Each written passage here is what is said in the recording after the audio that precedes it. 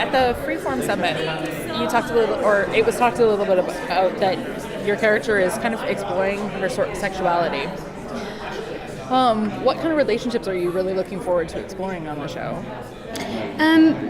Well, we are in the show. We're exploring. It's hard because I don't think Rin initially comes on land to do that. She doesn't come on land to find, but she just simply has to find humans she can trust in order to help her to find her sister who is kidnapped.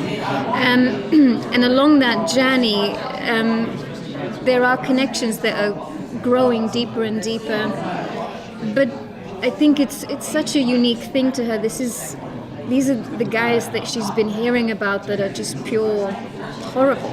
You know, there's such a. Raina Owen says it in the trailer. These guys have murdered her people. So I think it's a give and take journey. But I love exploring how she finds the trust in people and how she makes up her mind like that, whether this person's all right or not all right, you know? Relying completely on instinct. Yeah, completely on instinct. I mean, everybody loves that scene with the guy in the car, but in the guy in the car, so she doesn't understand what he's doing at the start.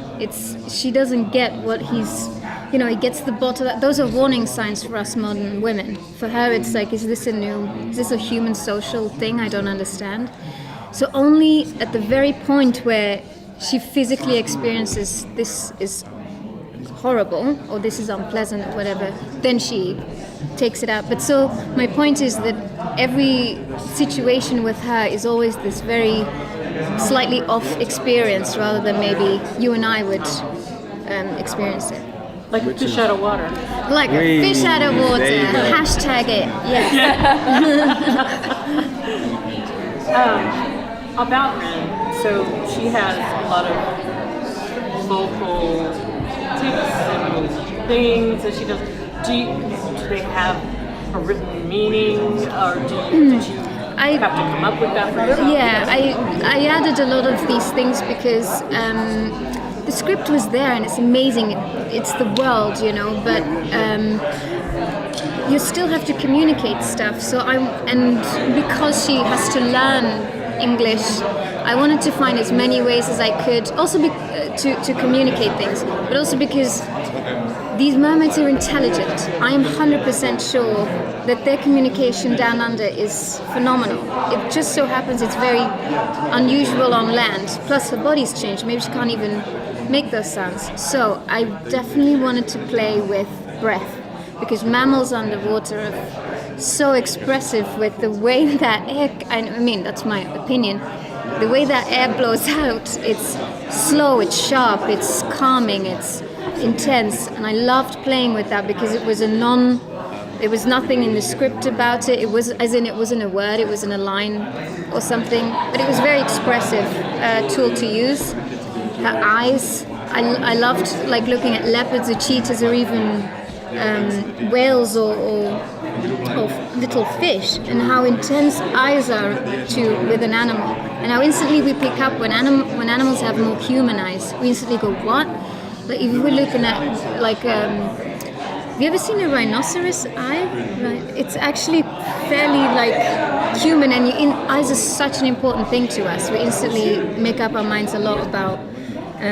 Anyway, I could go on, and I don't want to bore you with that stuff, but it was definitely things I wanted to. She worked so hard, and as far as like the language and stuff like that, we'd see each other in the morning, and she'd be like, I don't think Rin's lost. I don't think Rin's learnt this word yet, so I don't think she's going to understand that. And then we'd have conversations about like, and she'd have like a list of all of the words that Rin's learnt so far, and then we'd kind of have conversations on how I was going to describe something to you. And Alex too, he would ring me up and he's like, when I say this to you, I don't think you would understand. You haven't learned this word yet, so should we change the line with words you have learned? Like, he was aware of it too on the journey with Rin.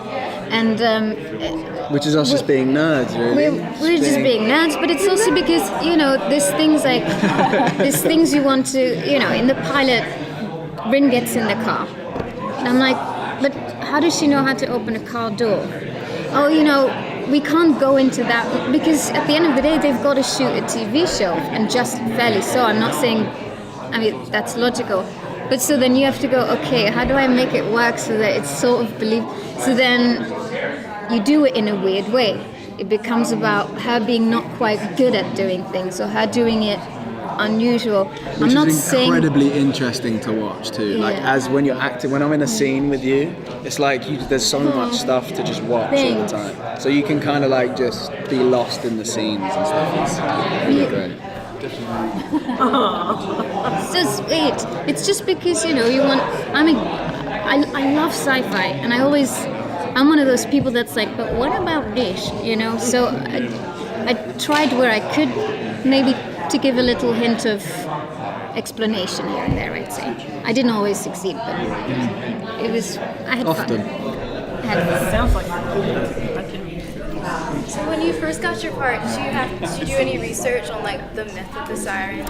Yeah, chance. I bought a whole book on it actually, and I was fascinated to see how far back it went. The first Mermaid story was, I think, 6000 BC in Syria, and it was a goddess called Atargatis, and she was the goddess of fertility. And she fell in love with a human. Then the myth is a bit unsure. She either made love to him and the human died, and out of shame she threw herself in the lake, or they had a baby. Anyway, there was shame involved, and she threw herself in the lake, but the lake could not hide her godly beauty, so instead she turned half fish, half mermaid, and that's the first recorded story of a mermaid. I thought that was fascinating to hear. It's from a goddess of fertility, and in the Babylonians it was a man. It was Ea, the god of water. Anyway, and you can go on, and in every country they have these guys there. They have their form of water spirits. My favorite is in the name is my favorite is in Africa. They call them Mami Wata, and right, you're just like I'm there.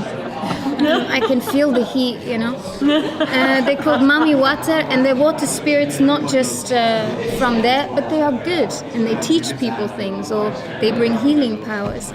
It's fascinating. They're everywhere, and they're throughout history, and the writers have tried to incorporate a lot of those different kind of stories that exist all over the world to try and like enhance the story in some way.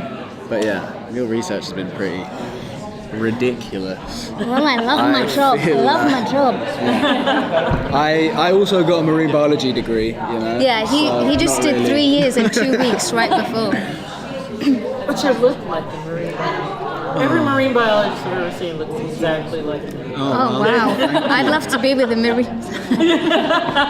Yeah, Celine, there we go. Leveling it out. Just curious, what 3 words would you use to describe the series? Curious. No, scratch that. Alex, you take it. I'd call it. I'd say that it was scary. I'd say that it was Thrilling. thrilling. And then what's the third one? I think there's a beauty in it. Yeah. Yeah. Because there's all the characters. Beautifully, horrifically thrilling. Because all the characters' minds are expanding. Yeah. Oh, Brilliant. thanks, guys.